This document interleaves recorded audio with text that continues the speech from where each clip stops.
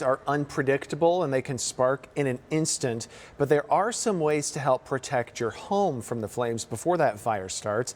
Let's bring in our Jamie Warren with some good reminders for everyone this morning. Good morning, Jamie.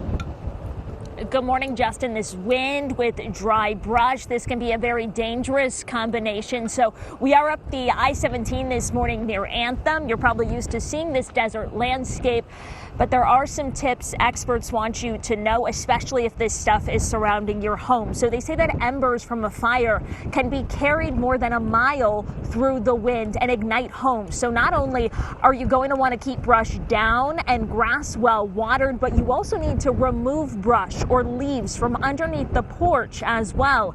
Embers can also collect in the small nooks of your window, so use fire-resistant siding such as brick or stucco, and check the surrounding area 100 feet from your home for these potential dangers. We also spoke with one resident who returned to their home after the tunnel fire to find their house was still standing when others surrounding them were not. You have a little bit of a survivor's guilt, just the fact that, our property was looking pretty good right now.